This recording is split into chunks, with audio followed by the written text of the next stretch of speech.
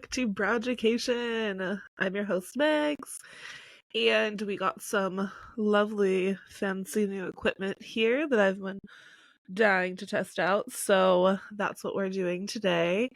And I figured it was about time for another bonus episode. And I am in the midst of a lot of different things, per usual. I'm one of those people who loves to stay busy.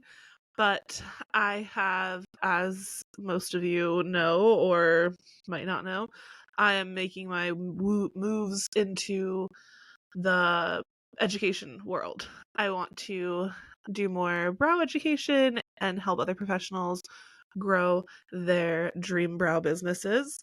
And this is one of the ways that I'm trying to, you know, help in that area, share my expertise, and fill a void that I noticed. Like, for example, lack of like brow specific podcasts. So I just wanted to throw my 2 cents in, and hence the birth of Brow Education. So I am going off script. So I think that's why I'm stumbling a little bit more than usual. But I kind of like the free form of the bonus episodes, just not being too structured. So, aside from growing the podcast, recording the podcast, and doing all the behind the scenes with that, I have been planning a mini masterclass. And for a while, I was like, we'll just do the podcast and, whatever. This is how we'll deal with it. But more recently, I've had some questions and new experiences that I personally want to change, and that is my lack of open education on the tinting world. So I think most of us, when we go to make our purchases when it comes to tint, we're just purchasing based on the results only, and like maybe color options, which I'm not saying is a negative thing at all. I am guilty of the exact same thing, but like with lamination, I look at the ingredients and I want to know more before I sign on to a company or start using it with my clientele. And I think it's funny and interesting that we don't see that as much with tinting. And I think we see, an equal amount of potential allergies when it comes to tinting and clientele. So, that's something that we should be concerned about. And I think when we're dealing with allergies, the best way to kind of troubleshoot and understand what really happened is knowing the ingredients. Obviously, sometimes people don't know what they're allergic to at all, but sometimes they have a specific allergy, and if there's a way that we can avoid it, that'd be awesome. I know we've kind of stepped into reducing potential allergies or, allergic reactions by coming out with lines such as PPD free, which I don't know off the top of my head that exact chemical that is in tint and that is, not in the PPD free solutions that tend to be a little bit more sensitive. But, an allergy is an allergy, and we can also form allergies. So I just want to, again, fill a void that I saw and noticed, a little missing opportunity of education, and that was on tint ingredients and kind of understanding them just a little bit better and the differences of them. So that mini masterclass will be coming out soon. I'm very excited about it. I'll talk about it on my Instagram more, probably more on the Eyebrow Goddess page. But so I've been working on that, and then as I was working on that, I have a broadcast channel on Instagram as well, and I was just kind of taking a pulse of kind of like what the industry is needed and like what is kind of missing and all of that. And one of the questions I got quite a bit, surprisingly, honestly, was about transitioning into education. And I kind of was like slightly taken aback when I first got asked about it, and I was like, interesting, like, me? You want to ask me about that? Like, that's awesome. And B, like, me? I feel so new to the education world, which sounds ironic given the fact that I'm talking on a brow education podcast, but I feel like the imposter syndrome comes out to play pretty heavily, I think. you know, I think we just don't. I don't know. I always just think of myself as a brow artist at heart, and that's like think what I'll truly be forever. Um, which no problem, no issue. But yeah, I was just surprised. So I'm excited to talk about it, and I'm also honored to be someone you would want to ask that question to. So, let's get into it. I have probably been teaching for, oh gosh, 2 or 3 years now.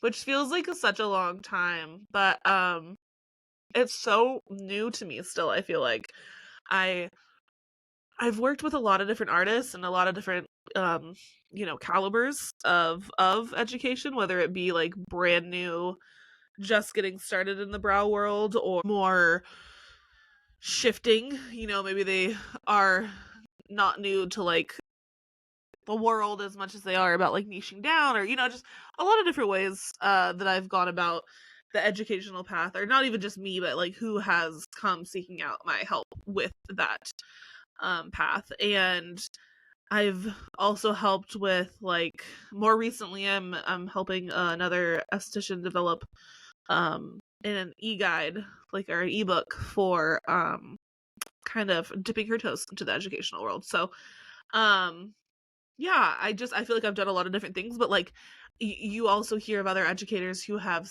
worked with thousands and thousands of people, and I'm like, well, I'm not that. But I do feel like I am a little bit more accessible than those educators. So I am definitely more hands-on and one-on-one than somebody who is working with that kind of a volume. Obviously, they just don't have the capacity to do that. So they have teams, which I'm not saying there's anything negative about a team, but I paused for a while trying to continue my thought and it just vanished. Yeah, I just think in the form of accessibility, I am you're gonna get speaking directly to the educator herself, myself, versus a team. And that just comes with me being smaller, newer educator. So transitioning from being behind the chair as a brow artist, and not saying that you're ever going to leave or that that's your goal, but it could be. And it's not mine necessarily, but I do think that as we get, we're in the industry longer and more consistently, we get burnt out and tired, and the industry is very hard on our bodies. I think any esthetician would say that. Anybody in the beauty world in general, I think. But it takes it out of you. So I think for me personally, I don't ever plan to leave the beauty industry, but I do I have no plans to leave the beauty industry anytime soon or ever. But I do see myself like maybe working less hours in the studio eventually, and being able to run more of an online business from home and just like not have the physicality issue that comes with the positioning of just your neck and your back and your body and all of that. It can take it out of you. So that's always in the back of my mind. Once COVID hit and we were shut down for a few months, that also like triggered me, I guess, in a sense. I feel like a lot of us have like some degree of like PTSD from just being out of a job and not being able to see our clients and being like, oh fuck, like, is my business gone? Like, it's just it was a crazy wild ride, and thank God I made it through. I'm so grateful for my clientele and those of them that stuck with me, and the social media aspect, so that I could stay in touch with them, and I could go on and on about that. But it also lit a fire under my ass to like pivot, like what's gonna happen if I can't do this every day? What if I can't come in? And it was almost to a degree where it was not necessarily just like, what if COVID happens again, or like some sort of pandemic situation where we can't go in, or whatever closure situation happens where I can't go in and see my clients every day, but it was also just like, what if I break my arm? What if the what ifs ran rampant? And so I'm grateful for that because it helped me take those beginning steps towards the education world. And I think, honestly, like, I feel like even from when I was in beauty school, I enjoy helping other people. I help, I enjoy helping other people. So that is huge, but also I just like am very fired up and passionate about the beauty world. So that aspect to me is really fun as well. When you're really, really passionate, it's like it's like your favorite thing in the world and you get to talk about it a lot. And I mean, literally have a podcast about brows. So, talk about hyperfixation, but I enjoy it and I'm passionate about it and I like talking about it. So, the education aspect of my career kind of made sense to me in the grand scheme of things. And the transition happened more organically than I thought. So it was really just like a lot of online work over COVID because we literally just had our phones. And social media is like our only form of contact with the outside world, basically. Like, aside from whoever was in your quarantine bubble. And it was just my husband and I, so there wasn't a whole lot going on. And he had a job that allowed him to work through the pandemic. He worked outdoors and yeah, they didn't close. So I was alone a lot. So finding a little bit of connection going from seeing, however many people in a day client wise to seeing 0 people was kind of a culture shock, a little bit of a shell shock situation. So I threw myself online a little bit more, and I also was like grasping for the clutches on my business. I really didn't want anything to happen, and I was just pivoting and following kind of everyone else. Like, not even saying that I'm following around with everybody else, but not necessarily following other people, but like keeping my keeping up to date on what the trends that were happening online and what other people in my position were doing to pivot, and taking cues from any ideas that I had from doing a brow webinar that I hosted and sold kits for, to selling at-home facials to my facial clients at the time when I was still doing those, and advertising, package sales and gift cards and all of that throughout COVID. Just doing whatever I could to stay holding on to that. And it was tricky, but I am grateful. So that was I think the webinar was probably the first instance of truly like 100% putting myself out there as an expert or educator. At that point, I wasn't necessarily targeting other professionals. It was definitely clients that I was, I guess targeting is a bad word, but like it was positioned towards clients who weren't able to get their brows done. But I do think that it set me up for getting used to, being at the front and taking the lead and building out, like, I guess in an essence, a course, like a master class is kind of like what it was. So it kind of just got my feet wet in that situation, or that type of instance. I don't even know what I'm trying to say there.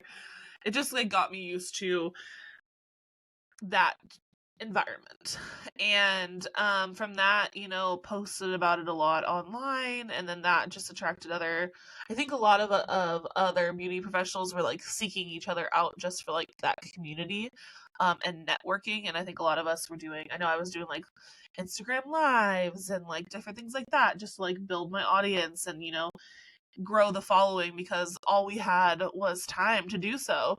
Not a ton of good content. I look back at those days and oh my god, Canva had to have just been rolling in the dough because I was on it like hours at a time making as many content posts and all of my adverts were all Canva, and everything on my social media was old photos and Canva. So funny. I drew a lot back then on my iPad, drawing like little brows and stuff to make new graphics because we had no time with our clients. Hey, it's Emily here from Brow Fox Beauty. I'm so proud to be sponsoring this episode of Brow Education. If you are new here, let me tell you a little bit about Brow Fox Beauty. We are a professional brow line for the esthetician. We specialize in easy retail for the busy esthetician. We also have a line of better back bar basics so you can be super confident putting pre and post wax solution and massage oil onto your client's skin, giving them the best glow and the best brows yet. You can find more information at browfoxbeauty.com or on social media at browfoxbeauty. Like before and afters, even at that stage of social media, I feel like it was more creativity, but also a lot of before and afters. It was so weird to like not have access to that. So getting off topic, but COVID was kind of what initiated my educational path. So obviously what we're dealing with now is a completely different landscape. I think that there was a ton of saturation when I started. It just maybe wasn't as niche down as it is now. There's just a lot of saturation everywhere that you're educating. So before, I remember stepping into it and being like, there's a lot of people educating, but like there's not a lot of people educating in threading. And now, that's obviously not true. But I think no matter what level of saturation you're faced with or think you're faced with, um there's always something special about you in particular. I was just talking about this with an esthetician friend, and I was like, you have your own secret sauce. And I think that it sounds so cliche, but it's so true. You have your secret sauce. You have your way of doing things. We've all figured out a way to work within our studios and work with our clients that have called them to follow us on social media, to come into our space, to allow us and give us their trust and their time, loyalty, and commitment, or whatever, whatever degree, whether they're new or a returning client. They've chosen you specifically to be their person. So you obviously have drawn them in. So as different and difficult as it sounds, positioning yourself for educating really is just doing the same kind of thing, but obviously in a different way. Doing the same thing for a different target, I guess, is a better way to put it. Because the same way you're trying to book and target advertise wise is your ideal client, or customer, whatever you want to call it. I prefer client, but you want to build these relationships and attract these people that make sense with you and what your business aligns with. And I think you do the same thing with educating. There's, like I said, it's a saturated market. So there's plenty of different options for all of us looking to seek out any sort of education. And the benefit of that is that we have a ton of options. So we get to choose the educator that we want to be educated by. And we can choose educators who align with our personal goals, our personal opinions, and whatever we align with, whether it be more of a natural element where you want to kind of go the holistic route of the world of aesthetics or brows or whatever the situation is, or maybe you want to go more clinical and keep it more med spa kind of a vibe, and you want to keep things very by the book and science driven, and things like that. So I just feel like those are just some very obvious examples, but I've seen so many people get so creative on creating your little thing, and the number one way I think they succeed very quickly is by being themselves. And I think that everyone else, I guess, not removing your personality out of your thing is what does bad for you. Does bad for you. does it negatively for you. Words are not coming together perfectly here, but you get the gist. This is what is a negative effect. It does a negative effect on your business if you take yourself out of it, because you are your special sauce. You are your thing, you know? So, number one educational tip is remembering that you are awesome, and don't build out courses or create things that are like sterile and don't have your element to it. So begin positioning the same way that you position towards your clients to professionals. So you start just kind of talking about it a lot. It's so funny because it seems so obvious, but I think a lot of the times, I know I'm super duper guilty of it, is that I will just say something and I'm like, obviously people know I thread. And then I'll literally talk to somebody. They're like, I had no idea that that's all you did was threading. So like, it's repetition. We have to repeat it. We have to talk about it a lot. I feel the same way with like my lamination manual. I'm like, oh no, there's not as much buzz around it as there was when I launched it. That's because I talked about it so much when I launched it. Whereas now I periodically mention it and post about it. If I was still posting every single day, I'm sure it would get a little bit more traction, but I have other things that I want to talk about, and I don't want to constantly be inundating you with that. So I think that we have to remember to talk about it a lot, because people are wrapped up in their own stuff, and we have to be our own plug. You gotta, shake what you got, show people what you got. And nobody's gonna give a shit about your business as much as you do. So that's another reminder that you gotta do what you gotta do, and the people want to hear it, and the people that are going to align with you and want to purchase, your courses, offerings, whatever from you, they're going to find you. You just got to keep talking about it so that when they do find you, they know what you have to offer. I also feel like there's a lot of jumping into the world without thinking about it, and kind of like less preparation, I guess. I know I was guilty of it. It took me a long time to build out my offerings once I started doing the trainings. I was just like training blindly and trying to throw stuff together.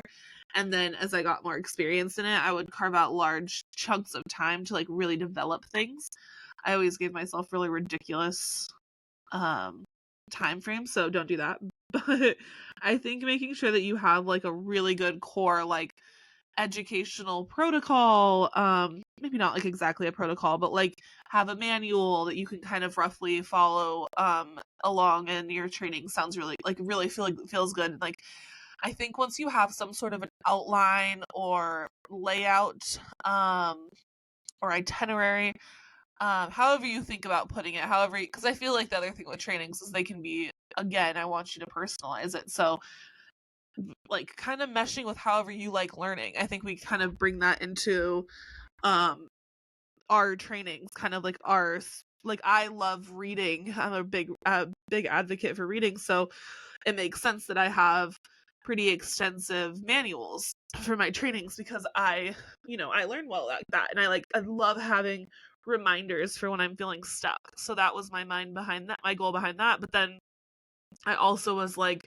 okay, there's also a lot of people that are visual learners. So one-on-one, virtually or in person, is an option, but also my student portal has videos on it. So I'm checking both the reading learner, or the visual learner. I now have a podcast, obviously, listening right now. That is maybe somebody who's more audio, where they just want to absorb it and listen to it in that way. So as an educator, I want to position myself to be accessible to any type of learner. So I think that this is something that I've grown and built over, obviously, a few years. So I'm not saying that you need to start, but I do think starting with like a really rough outline of like what your core values are in your teachings and offerings. Like, I am very science driven. I love knowing the ingredients of things, and I want to know like my P's and Q's on what's happening so that I can troubleshoot things. And I'm also very, very concerned with like the hair and skin health. Like I would probably no, I 100% would rather have lackluster results and healthy skin and hair so that we can like redo the treatment or whatever we need to do over just like killer results and then being like, oh fuck, they're really dry, my bad. Here's a conditioning treatment. I don't want to do that. I'd rather not work backwards. So that's something that like sets me apart and I know is not the same for everybody, but I'm hoping that I'm attracting the newer estheticians or people who are wanting to pivot that feel the same as me and they want to learn that more extensively. So whatever your special sauce is, make sure that's embedded in it, but also have kind of a nice guideline because once you have the guideline worked out, then you can kind of suss out what you want to talk about when you are talking about it often.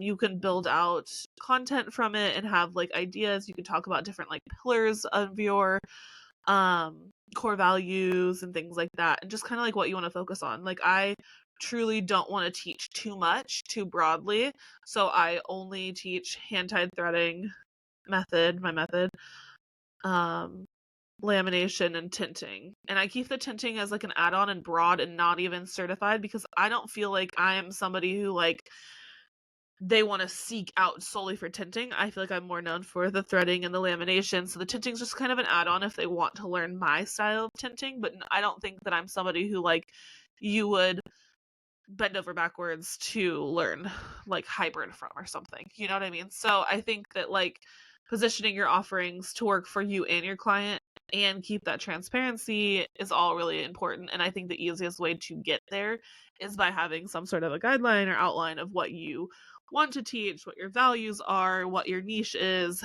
And having all that sussed out makes all of it's almost like having a business plan in that sense. So the same way you planned out your brow business, or whatever business, beauty business, do the same thing with your education and then start talking about it and start positioning towards education or other professionals, I should say.